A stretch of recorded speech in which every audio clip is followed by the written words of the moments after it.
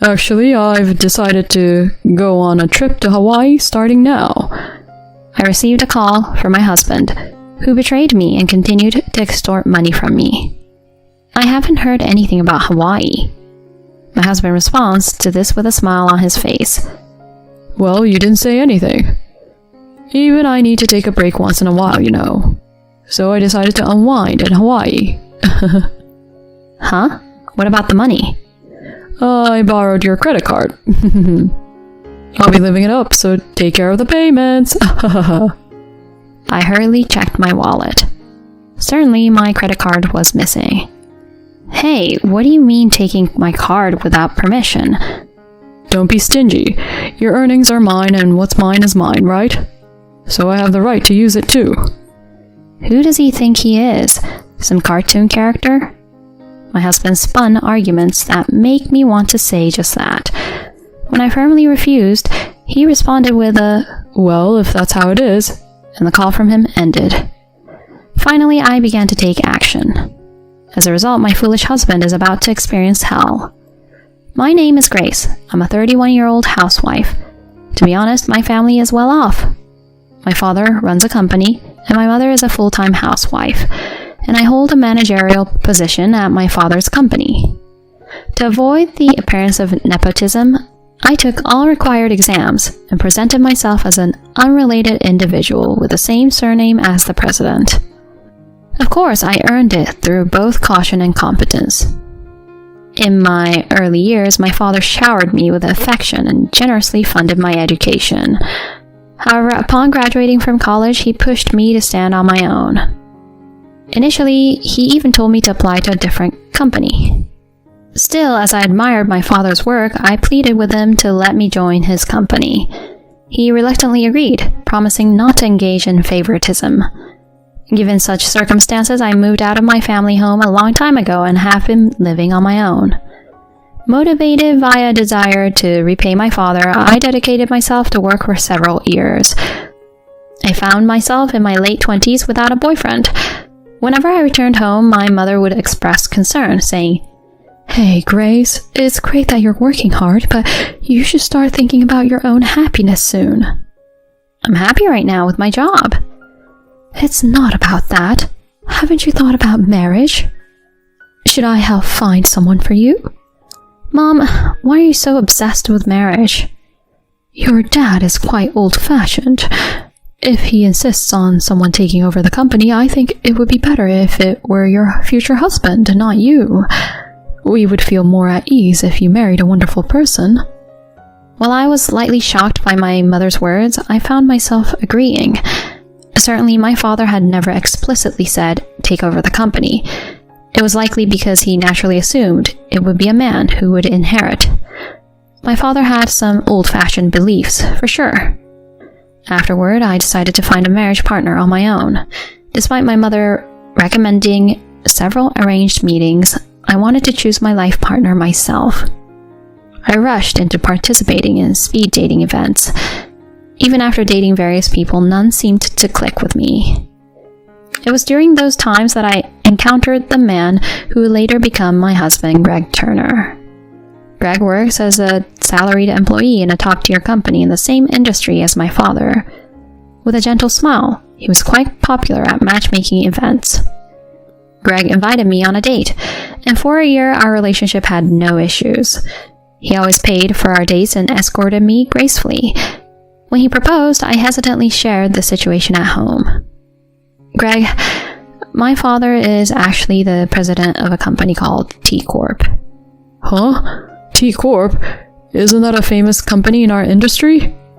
"Yeah, and since I'm the only daughter, I was hoping you'd consider it." Greg took a moment to think before responding. "Got it. Let's hear what my mom thinks first." Greg's father died when he was in middle school, and he was raised by his mother by herself. We headed to his family's house together and met his mother. "Welcome. I've been looking forward to meeting you." His mother, a stylish and lively woman, greeted us. As expected, she was a career woman overseeing a fashion company. When we told her about our marriage plans and that we wanted him to inherit the company, she smiled and said, That's fine. Our family isn't the kind that needs someone to inherit. If you two are happy, that's what matters the most. Thank you so much, Mom. And so the marriage introduction with his mother was concluded. By that time, I had grown to really like my mother-in-law. Your mom is such a wonderful person. She exudes this modern, career-oriented woman vibe, and I find it admirable. Is that so? When she gets mad, she's terrifying. I can't stand up to her. I couldn't help but laugh at Greg, who shrugged his shoulders. Afterward, it was time to visit my parents' house. When Greg informed them of our intentions, my father and mother were more delighted than I had imagined. Grace, you've brought an amazing person. We bless your happiness. That's great, Grace. Greg, take care of our daughter, okay? Greg stood tall and responded warmly to my parents in a refreshing manner. Later, we got married and started living together. My parents gave us a new apartment as a wedding gift. The house was registered under my name. Living in a beautiful city apartment, we thought we'd both work hard and collaborate on household chores. I believed in such an ideal newlywed life. However, that ideal was quickly shattered. Greg unexpectedly quit his job just 1 month after we got married. What do you mean? Quitting your job? Come on, Grace. You're getting a decent salary, and eventually you'll inherit T Corp, right? I was thinking of being a house husband until then. What are you talking about? I don't have any support from my parents. I can't rely on that. With your salary, we'll be fine. Let me take it easy. Despite repeatedly pleading with him to find a job, Greg didn't take it seriously. Instead, he started to resist, saying, I came as their son-in-law, and this is how you treat me? Having felt the need to compromise with such a husband, I asked him to at least take care of the household chores properly. Leave it to me. Since I'm a house husband, I'll handle the housework. Even though Greg said that, his household chores were incredibly sloppy. The rooms were messy, laundry was scattered around, and dinner consisted of supermarket ready-made dishes. In the end, I had to redo everything. One day, unable to endure it any longer, I said, Greg, you're not doing any of the housework properly. I want you to be a bit more responsible. What? I'm doing my best. What's with that attitude? But... Seriously, that's what you call having some moral standards. Is it fun for you to blame a vulnerable house husband like me? Faced with Greg's complaints, I could only sigh. I worked while giving Greg the living expenses, and he handled the household tasks carelessly. This lifestyle continued for a whole year. Around the 1-year mark of our marriage, Greg started asking me for money. Hey, Grace, I'm running short on living expenses. Huh? Already? I just gave you some not long ago. Well, it's not enough. Can't help it, right? Each time, I reluctantly handed him a few more dollars. Greg even asked me to get a credit card for him, but I refused. With his spending habits, it was unpredictable. Greg, what on earth are you spending so much on? This is going to put us in the red. I was quite worried. During that time, I had to plan a company trip, so I went to a travel agency alone. I was having a meeting in a booth surrounded by walls when I overheard a conversation in the next booth. Hey, where are we going? The Bahamas? Anywhere with you is fun. But isn't Hawaii better than the Bahamas? I could hear snippets of the couple's conversation. The voice of that man was unmistakably familiar. It was the exact voice of my husband, Greg. I interrupted the meeting, peeked out from behind the wall, and confirmed it. There he was, Greg, with a smug smile, arm in arm with a woman I didn't recognize, selecting brochures for their trip. At that moment, I understood everything. The reason he became cold towards me and frequently asked for money was because he was having an affair with that woman. I won't forgive him for making a fool out of me. While my head felt like it was boiling, I returned to the meeting booth. The scene I witnessed a moment ago kept swirling in my mind. After that, I took action and asked a private investigator to look into Greg. In just 1 week, substantial evidence of his affair had been gathered. It turned out He was meeting that woman almost every day while I was at work. The woman's name was Heather. Apparently, she worked at night. As I was grappling with the results of the investigation, my phone rang. The caller was Greg. Hello? Oh, Grace. Working hard, huh? Greg spoke arrogantly. So what? What do you want? Hey, can you guess where I am right now? An airport announcement could be heard in the background. The airport? Ding dong! Actually, I've decided to go on a trip to Hawaii now. Greg casually mentioned such a thing. In my mind, the image of the two choosing a travel brochure at the booth came back.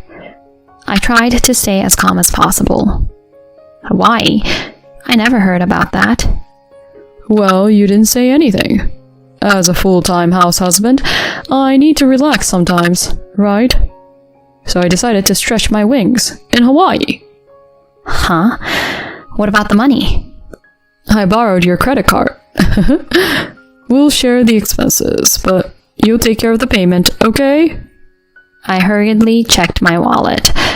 Indeed, my credit card was missing. Hey, what's the idea with taking my credit card without permission? Don't be stingy. Your earnings are mine. And what's mine is mine, right? So, I have the right to use it. Who does he think he is? Some cartoon character? My husband spun arguments that make me want to say just that. When I firmly refused, he responded with a, "Well, if that's how it is," and the call from him ended. The phone call gave the impression that he was going alone, but there was no doubt he was with his affair partner, Heather. Attempting to use my card for their affair? What audacity. I wonder if they're having a good laugh right now. Even though he was my husband, I was utterly disgusted. I must teach him a lesson. I regained my composure and took action. Timing their arrival in Hawaii, I called the company, reported my credit card as stolen, and had it cancelled. After a while, Greg called me, but I ignored it. 5 days later, when I was at home, Greg returned in a tattered state. His hair was sticky, his face showed signs of fatigue, and he looked as if he hadn't taken a bath. Perhaps sunburned. In such a state, Greg confronted me. "Hey, my credit card didn't work there. What's going on?" Huh? I cancelled it. You canceled it? Why the hell would you do that? I told you I was going to Hawaii, didn't I? If the card is stolen, cancelling it is only natural. Greg became furious at my nonchalant response. Because of you, I couldn't even stay in a hotel and had to sleep rough in Hawaii. I hardly had any cash, so I survived on just 2 pieces of bread for 3 days. I thought I was going to die. So how did you make it back? All I had was a plane ticket. I got tangled up with the local punks and it was a real mess. How are you going to make up for this? Oh, it sounds like you had a fun Hawaii trip. As I calmly remarked, Greg glared at me.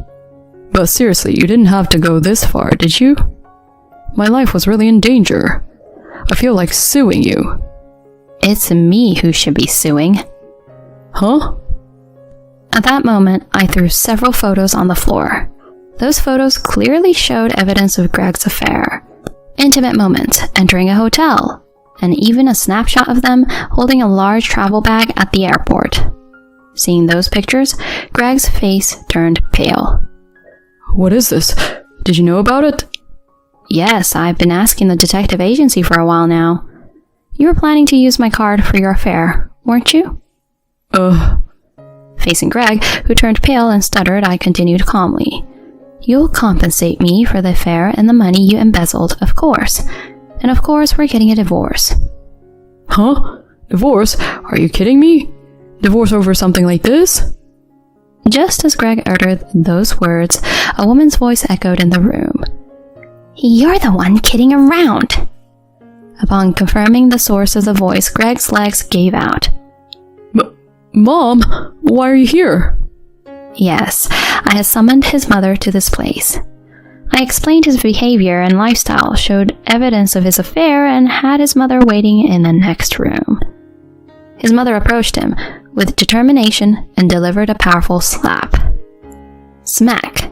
A loud sound echoed in the room. What the hell, Mom? What are you doing? What about you? I didn't even know you quit your job. Not only did you become unemployed and rely on Grace, but you also stole her credit card for a cheating trip. What on earth were you thinking? Well... The only thing you can do is to sincerely apologize to Grace and accept her demands. Come on, sit down. Greg's mom grabbed his head and forced him to sit on the floor. He told me in a trembling voice as he shrank back from such a mother. Grace, I'm really sorry. It's all my fault. That's right. There's no denying that. At that moment, Greg lifted his head. But please, don't just divorce me. I don't want to lose this life, my position as president of T Corp, or anything else. I'll be a good husband from now on, so please let this incident slide. His mother, without a moment's hesitation, forcefully slapped Greg's head. Seeing him like that, I shouted loudly, "Who's going to forgive you, you jerk? I'm definitely divorcing you. Pay the alimony quickly and disappear, you worthless man. The rest is up to hell to decide." No way. Greg cried out in tears and was dragged away by his mother by the scruff of his neck. Later on, the divorce between Greg and me somehow went through. He was ordered by his mother to pay alimony, and the amount he misappropriated totaling $60,000. I also demanded alimony from his cheating partner. She initially claimed she couldn't pay, but when I threatened to take legal action, she borrowed money and paid up. This apparently triggered a breakup between Greg and her. Having depleted his savings due to payments to me, Greg tried to return to his parents' house, but his mother refused.